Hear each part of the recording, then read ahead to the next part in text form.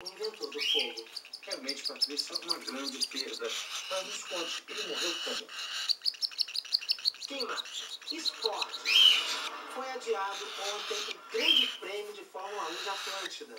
É verdade. Isso foi um pouco decepcionante, porque depois de 12 horas de espera, já na pista, é que os pilotos perceberam, notaram, sacaram, tiveram a sacação de que realmente a roda ainda não tinha sido inventada.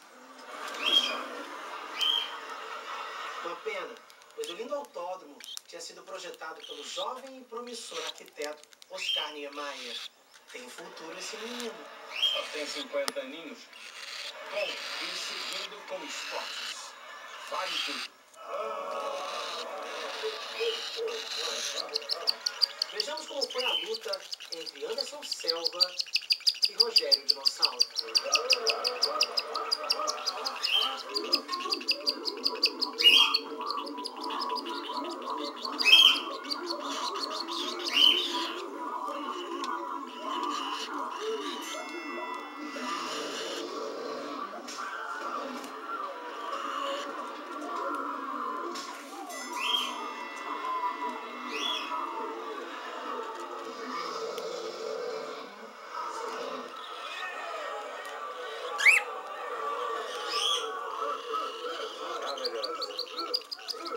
E agora, previsão do tempo.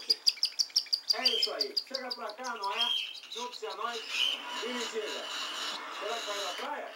É ou não é? Não é? Não é. Ah, agora estou daqui a 40 dias e 40 noites, meu filho.